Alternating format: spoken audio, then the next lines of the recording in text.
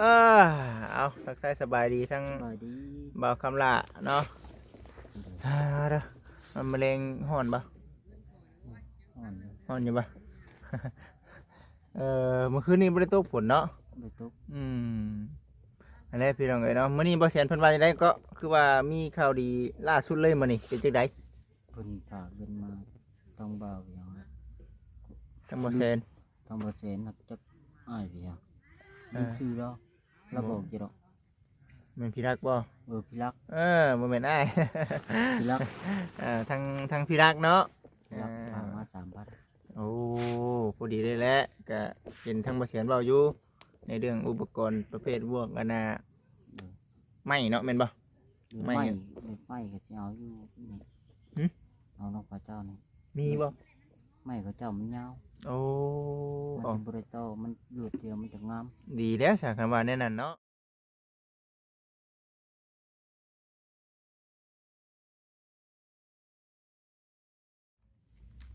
อ้าวพี่น้องเอ้ยก่อนอื่นเด้อเนาะ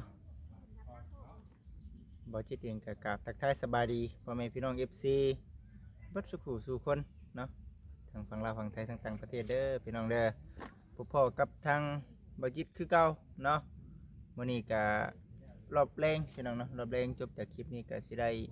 เดินทางเนาะกลับบ้านกลับซองได้ละพี่น้องเอ้ยผู้ใดมื้ออื่นเนาะมื้ออื่นผู้ใดจังสิได้เข้ามาหาทางเบาคำละคือเก่าเนาะมื้ออื่นนี่คือสิมีอันน่ะ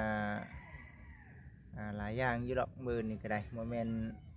เรื่องอุปกรณ์ก็เรื่องสร้างแหละเนาะมาขึง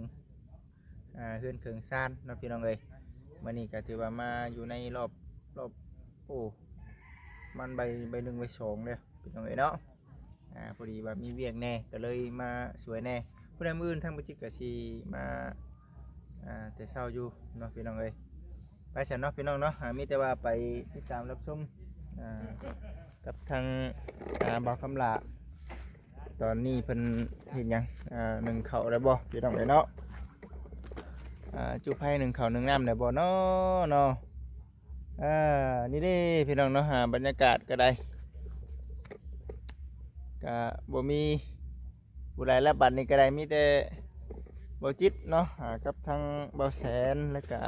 ทางบ่บดน้ำแน่รอบแรงจบจากคลิปนี้ก็สิได้พากันเมื่อแหละเนาะพี่น้องเนาะสิได้พี่น้องเลยเนาะนี่เสามื้ออื่นก็สิบ่ได้นอนแล้ว อีกจัก2 มื้อเนาะอีก2 มื้อก็บ่ได้นอนแล้วพี่น้องเอ้ยเนาะสิได้ลุกขึ้นแล้วสิได้ลุกขึ้นตั้งแล้วบัดนี้ก็เสาตั้งขึ้นแล้วก็เจนเทิร์นแล้วพี่น้องเอ้ยเนาะก็ดีใจขึ้นไปอีกระดับหนึงทั้งทางเฮาเองก็ได้ดีใจทั้ง24ก็ดีใจนํเนาะเฮ้ยบ่คำลาคือข้างหม้อหนึ่งข้าวนะสิหนึ่งข้าวบ่หรือว่าจังได๋นี่ฮะ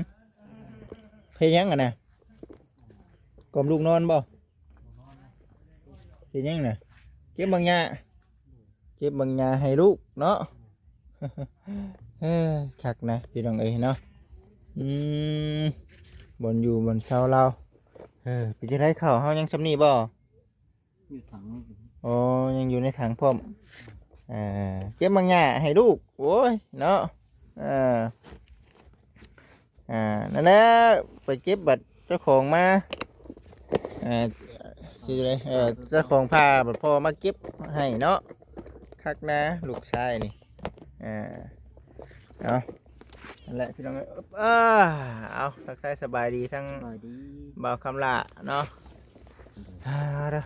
มันมะเร็งห่อนปะ อ่อนเลย ห่อนอยู่ปะ เมื่อคืนนี้บ่ได้ตกฝนเนาะไปตก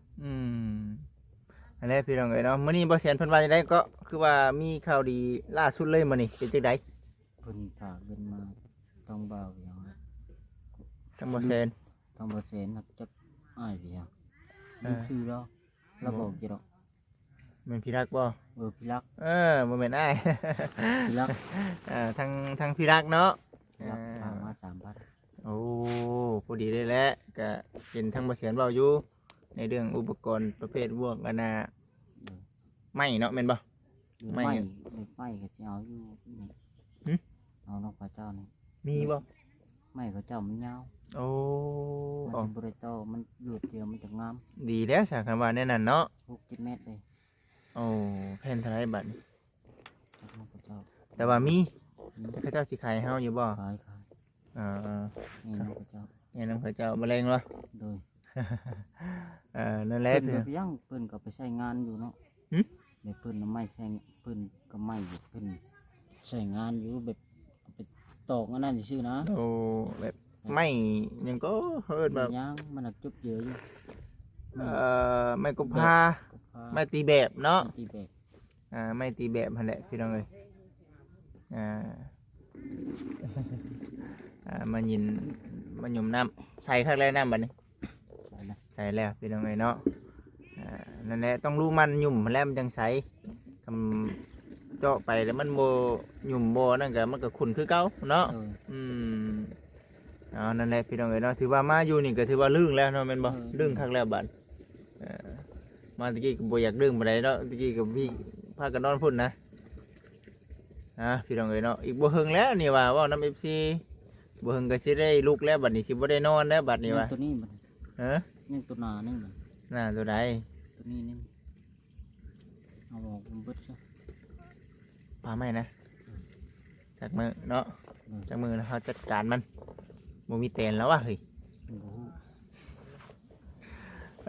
เพราะว่ามีอยู่ข้างนี่นี่ทางบ่าวคำลาเอาออกเบ่แล้วพี่น้องเนาะออกรถแม่นแหละบ่าวคำลาเดี๋ยวมันมีงูมีเหี่ยวเนาะ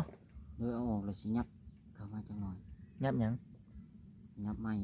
ละลักอะไรสิพังบัดค่าได้พังอะนะสิยับเข้ามาจังหน่อย ยับให้ทางเขาบ่ เลย ฮ่าคือเผื่อได้นี่โชคดี แต่ชาวปูนเนาะบ่ยับ บ่ยับสาปูนเนาะ อืม ยับแต่ก็ได้คือกันคันสินั้นก็ได้คือกันเนาะพี่น้องเนาะก็สุดแล้วแต่เนาะก็ยันว่ารถลาเนาะก็ยังหัวยังแค่เนาะแม่นบ่ ก็ในเรื่องทีมงานเฮาเนาะหาได้มาหาทางเบาคำลานี่ก็แจ้งไปอยู่ในส่วนหนึ่งคือน่าค่าอุปกรณ์น้ำบ่แสนแล้วก็ทั้งค่าช่างน้ำตู้ซิดเออ นะลูกมา ลูกมาเป็นจังได ลูกจีอ่ะ กดว่าไปแม่ไปห้องน้ำไปจะไป ลูก ไปลูกโอ้ยเนาะ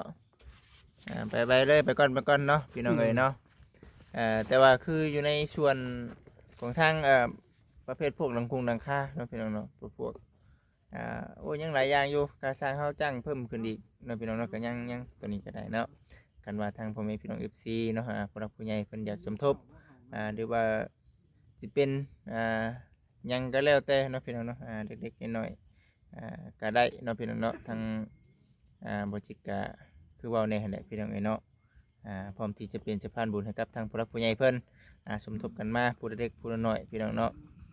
จากหน่อยกลายเป็นหลายแล้วบาทนี้ก็ได้เนาะก็เบิ่งไปเนาะพี่น้องเนาะนี่เด้บนอยู่บนเช่าเล่าเนาะอันนี้ก็ถือว่าโอ้ดีจะเก้าตะเก้านะโอ้ยเนาะนอนอยู่ไปเนาะตามกินกิรอนบัดนี้มีบนพักบนเช่าแล้วก็ดีใจน้ำเพิ่นมีเข่าน้ำอีกได้โอ้ยังหลายอยู่ได้พี่น้องเอ้ยเนาะเข่าเพิ่นนี่เนาะยังหลายอยู่ ยังหลายอยู่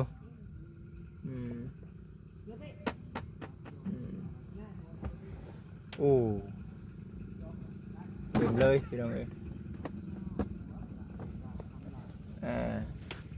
เบิ่งไปชิแหละคอยคำยำแรงคนก็เมื่อเฮือนเมื่อชาแล้วบัดนี้ก็ได้เนาะเอาพี่น้องเอ้ยก็สินี่แหละ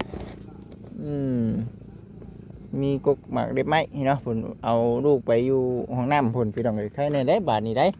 เอ้าบ่บดยังมาทันเมื่อบ่สบายดีทันเมื่อพร้อมกันบ่เห็นบ่นี่เพิ่นตั้งไว้นี่เห็นบ่ ลักมาบ่ รักนี่ว่าเอาสไลด์ก็6 คูณ 7 นี่บ่ นั่นแหละเนี่ย6 คูณ 7 6 คูณ 7หากเพิ่นสิยับขึ้นมาอีกได้บ่เด้ย ยักขึ้นมายังนะ เอามันจ่อจันว่าทางหลังมันบ่สิบ่มีเด้ทั้งที่บัดจะเฮ็ดเรือนครัวอยู่ข้างนี้เด้ แม่นบ่ อันนี้เด้อืมหัวบัดอยู่พุ่นจังว่ามันตามกับมันก็ไม้จังไผว่าซั่นหั่นนะเห็นทั้งสร้างแล้วก็ทั้งหมู่ครูทีมงานหั่นแหละ ในที่สุดก็นั่นเนาะ ความฝันเป็นจริง บ่คำลาก็ยังดวงแข็ง อันน่ะข่อยเว้าสิงงๆกับ FC อยู่ว่าทั้งบ่บดมีงบเพิ่มเติมบ่ว่าซั่นนำบ่บดมีบ่ว่าซั่นน่ะนะ บ่ได้ข่อยมีแต่งบให้น้องน้ำข่อยให้น้องน้ำเบิดแล้วเด้ เดี๋ยวฮูบโอ้เห็นเพิ่นอันน่ะอยู่ในฮูบเนาะฮูบอันนั้นเนาะอันนั้นเนาะโอ้ย โอ้ย ฮูบอันน่ะห้องน้ำเพิ่นหาก็ฮูบเก่าลงใหม่บ่ ข่อยมีแต่งบมาให้น้องน้ำได้ เออ เบิดแล้วได้งบนั้นน่ะก็แล้วเด้นี่ โอ้ น้องบ่คำลา โอ้ยเนาะบ่จิตก็บ่ดีใจหุ่มๆนํว่าทั้งเบาวัดก็มีสมทบว่าซั่นหั่นนะพี่น้องเอ้ยเนาะ เฮ็ดหยังเดี๋ยวนี้ห้องน้ำ อื ลูก ม เข้าห้องน้ำ ดูเข้าห้องน้ำ เดี๋ยวเราว่าเพิ่นเข้า อ่า คิดไหมเพิ่นก็ยืนเว้ากับว่าคำลาเพิ่นก็มาคิด ว่าก็ได้เอานี่เด้พี่น้องเนาะยังสิยับขึ้นไปพุ่นอยู่เนาะพี่น้องเนาะ เว้ากับพ่อเรากันเด้อ ว้าวเลย จะได้ข่าวว่าแฟนมาแจ้งข่าวดีเพิ่น ก็ที่รักษาได้มาตามกัน อ๋อฝากมาไว้ซื้อเครื่องของเขามาเพิ่มเติมยังลูกพ่อบ่หรือว่าจังได โดยแม่น น่าสิเป็นไม้ อ๋อ ไม้หยังก็ไม้ตีเบ็ด ไม่ก็ปอกก็พาน่ะบ่ เพิ่นคือไม้กบพาหมายความว่านี่แหละ อ้าวไม่ก็พาให้เนาะก็ไม่ก็พาแหล้วมานั่งนี่บ่คำลานี่ โอ้จะเป็นนั่งเต้ปูได้อเฮ้ยเบิ่งเด้อเบิ่งดีๆเด้อ พาบ่คำลาสิเอาก้นทางเลยบ่ฮะ ปลาแห้งเลยเนาะ เพิ่นจะเป็นโชว์ฮู้ ฮะ ให้มันเป็นช่องหูเนาะ เออ เอา เป็นแนวใดมานี่คำคอยลงแรงแล้วได้หยังเฮ็ดสู่ลูกสู่เต้ากินนะ บ่มีหยัง อาการตักเตน บ่คิดสิไปการตักแต่น้ำบ่ อยู่ แม่นหยังนี่คนนั่งลงแล้วนี่ ระวังเด้เนาะระวัง ระวังไว้ ระวังเอา เฮ็ดได้ อืม เพิ่นบ่อยากตกบ่อยากได้เพิ่นได้ ก็บ่มีผลบ่ได้เนาะดูมันได้เด้อเนาะหยุ่มห้องน้ำห้องในอย่าให้มันขาดได้ให้สมชื่อกับห้องน้ำได้บ่ ห้องน้ำมันบ่มีถังใหญ่ มีทางใหญ่บ่ ลำบากมันถัง ใส่แป๊บหนึงก็เบิดเนาะ แม่นที่มาคู่เดียวล้างเธอเดียว เอ เบิ อ ดแล้ว ก็มีถัง เชื่อ ใหญ่ อะไรน้องบ่จิต ถังมันใช้เขาแล้วเป็นใหญ่ ถูกใจเด้บ่ายนะพี่น้องแนวกินแนวอยู่กับบ่มีบ่ความหลากก็ได้ อันนี้จะบัดช่างมาน่ะหาหน้าไม้เด้อฉันตื่นแต่เช้าบ่เห็นได้เนาะเอาโคมไปนำก็บ่เอาโคมงูเด้ โคมบ่มีบ่ ฮะ บ่มี บ่มีหยังบ่มีโคม บ่มีโคม อ่า เออ ตูดบ่นไปอยู่ เต้นใส่คุณตาไข่บ่ฮู้เรื่อง บ่คำลาไปห้องน้ำ ได้คือว่าบ่ตัดม่ เป็นจังได๋ ตอก อ่า คือถามบ่คำลาเราบ่มีดอนเป็นของตัวเองไม่ตอกกันไปตัดดินผู้อื่นก็ย่านเขาบาปเขาไหมนะ อื ก็เล ม ยไปตัดบ่ได้แล้วอ่ะ โอ้เดี๋ยวนี้มีแต่สวนเขาเดี๋ยวนี้เขาเฮ็ดสวนเบิด อ่า มันบ่ได้คือแบบว่าอยู่ดงได้พี่น้องมันบ่ได้แม่นแบบอยู่ดงได้มันเป็นนาเขาเจ้าอันนี้นะเป็นนาเขาเจ้า อยู่ดงก็บ่ได้ของมือนี่ห้ามกันเนาะ ห้ามหั้นแหละ แทงไม้ไว้ให้มันใหญ่ก็ อ่า ไม้กันอีกลำละเท่านั้นเท่านั้น บ่แต่มันก็มีเปอร์เซ็นต์อยู่นะไม่อันน่ะดอนไม่เล่นไป อ่า พอได้นั่นแน่อันนี้มันเฮาย่างคือบ่จิตย่างไปหาเฮ็ดตอนน่ะมันมีแต่สวนมันเขาลุงส่งได้บ่โอ้ยปุ๊บน้ำเกลือบ่ทันพี่น้องกินนี่นะ บ่ทัน โอ้ยกล้องนี่บ่ทันบ่จิต เดี๋ยวได้พัน เกิดเป็นช่องเช้ามีหน้าปิวอีก เนาะ ระวังเท่าไหร่ให้ ระวังให้ย่านบ่จิตย่านเฮาถ่ายเล็กน้อยเดี๋ยวนี้ข่อยบ่ได้ถ่ายปานใดเลย โอ้ยบ่แดงบ่จิต ฮะ อ่า สิเอาหมดแดงครบอัน อืม เดี๋ยวได้พ่อบ่ อืมนั่นแหละพี่น้องเอ้ย เนาะแต่เว้นตกหลักบาทนะ แต่เบ็ดตกค่อยคำพุ่นแล้วคันว่าสร้างมามีในเฮ็ดแนวทำเฮายังว่าพากันช่วยกันเบิ่งเนาะเห็นนั่นเห็นนี่เพิ่นว่ามันหักมีในเฮ็ดไป คือช่วงตอนนี้ก็บ่ติทั้งว่าคำลาได้พี่น้องเอ้ยจักสิเฮ็ดหยังว่าซั่นเนาะ หญ้าบักเต็มเดิม อ่ะ ยังเบิดหั่นนะ เบิดนี่เห็นบ่พี่น้องเอ้ยเนาะความรู้มันของเราอ่า ก็ถือว่าโอเคแล้วซ้ำนี่เนาะ นั่นแหละก็ถือว่ามีผู้ละทาทั้งช่างมาแล้วก็ทาหยุ่มน้ำหยุ่มในเนาะให้กับช่างเพิ่นแบบว่าเฮ็ด อันน่ะอหยังก็เวลาผสมปูนเนาะผสมปูนสิใช้แบบนั้นแหละต้องช่วยเพิ่นอยู่ในช่วงนั้นนะมันบ่คือเฮือนเฮามันมีไฟฟ้าแล้วเฮา ได้ข้างรถ บ่ต้องยากเขาได้ให้สร้างเพิ่นเปิดเองรถหั่นนะ แม่น ตอนนั้นมันนั่นของน้ำนี่ก็ยุ่มเองนี่เนาะแม่นบ่ยุ่มเนาะเก่งนี่ยุ่มจนแล้ว อ้าวหนูแม่งหากระตื้นบ่ชงลงชงเลงบ่ถือฮอดเกิบบ่ คนนี่บ่ถือคือบ่ถือหยังได้คนอันนี้ได้เนาะ ย่างไป YouTube ถ่าย เอาเบิ่งไปพี่น้องเอ้ยเนาะ นอนบ่บางคำละนอนกลางคืนแอมคักปานน่ะ ฮ้อนอยู่ดอกเอาดึกไปแล้วเย็น อดเอา ต่อโมง10 โมง ช่วงดึกนี่จึงเย็นเนาะช่วงแดงน่ะจังฮ้อนแน่ 10 โมง11 โมงเย็นเริ่มเย็น อืมอืม ได้ซำนี้ก็เรื่องบ้านก็ถือว่าโอเค เอาไปก่อนเนาะ แบบว่าคอยไปเทื่อละเล็กเทื่อละน้อยเนาะ ไม่กว่าบ่ได้ตังค์ เอ้ามื้อนี้เฮาก็ยังดีใจได้มื้อนี้ทั้งเขาบ่แซนเขาตุชิดเพิ่นมาแจ้งเนาะเฮาก็คิดว่าบ่ซั่นหั่นนะเป็นจังไดเนาะ อันนี้ก็ถือว่ามีความคืบหน้าไปกับมื้อนี้มาแจ้งมื้ออื่นเฮ็ดน่าสิเป็นเพิ่นเว้าหยังก็ขุดมาครึ่งเนาะครึ่งเนาะแม่นบ่ ขึง ครึ่ง ขุด ๆ คุมไว้ แม่นขุดคุมไว้มาขุดคุมเสาไว้พี่น้องเอ้ยมื้ออื่นนี่จะเป็นทั้งเจ้เพิ่นมาส่งเครื่องชาน แม่น แล้วก็จะได้จับจะได้บายช่วยเพิ่นนั่นแหละ เจเวียดนะบ่ แม่นเจเบียดกำว่าสิเฮทรายของทางบ่บดนี่บ่พอเนาะบ่บด บ่พอ บ่พอ ต้องเพิ่ม แต่ว่าเฮ็ดได้เลยแม่นบ่บด ได้เลย เฮ็ดได้เลยเนาะ แม่น เออ โครงการสิว่าเฮ็ดแนวอื่น มันก็เบิดเท่านี้ได้เนาะของน้ำเฮาก็สำเร็จแล้วเนาะ แม่นของน้ำแล้วเพิ่นละเด้ มัน ปลาไว้ให้ทิ่มให้หยังแล้ว มันเดือก็ไว้นั่นน่ะก็ให้เว้าคำลาอยู่แล้วเนาะทำลายอยู่ ของเว้าคำลาอยู่แล้วดีเด้อ ตัวนี้เนี่ยพอเคตีนเสาซื่อๆเนาะ โอ้แม่น แต่ว่าบ่พอค้าน ก็เอวที่คานนั่นแหละบ่พอนั่นแหละ มาคำลาเนาะ ก็เป็นอยู่บ่ยังบ่ฮู้เนาะ ยันงูเขียดนะ ยันงูขีดเขียดเนาะ เป็นหน่อยปุ่งกลางปุ่งหน่อย ย่านวันนั้น สิบงาม คักนะพี่น้องเอ้ยเนาะ ก็เลยบักกัตนาไปผู้สาบมันก็สิยาก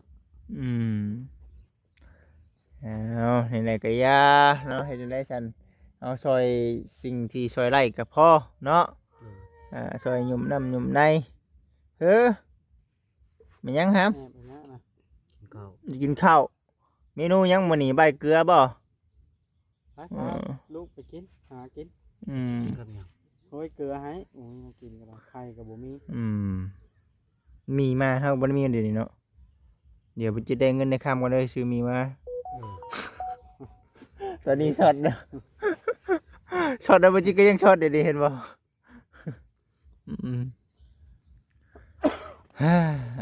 พี่น้องเอ้ยไม่ยากดอกคันว่ามีเฮาก็ซื้อมาผักมาต้อนพี่น้องเนาะมากินกันคือเห็นช่วงเมื่อก่อนนั่นแหละ ค่ำแล้วเพิ่นอยากเข้าแล้วนะแม่กันเนาะ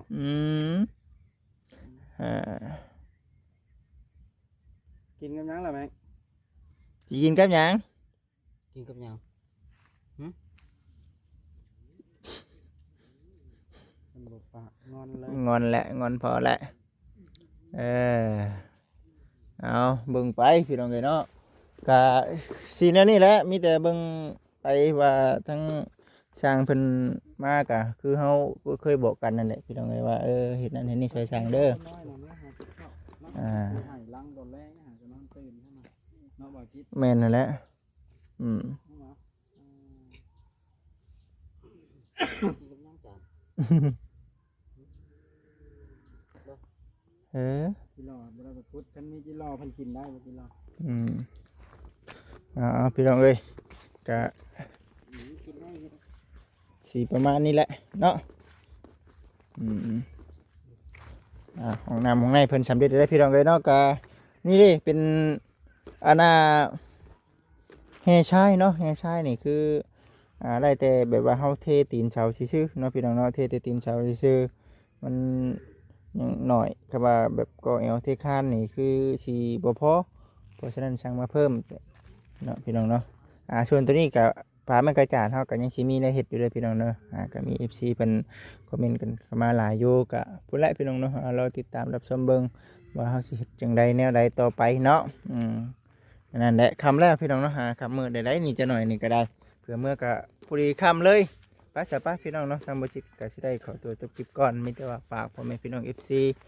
เข้ามาเป็นกำลังใจให้ในเด้อพี่น้องเด้อ สำหรับคลิปนี้ขอกล่าวคำว่าสบายดีอยู่ดีไม่แห้งเบิดสุขูสู่คนเด้อพ่อแม่พี่น้องเด้อ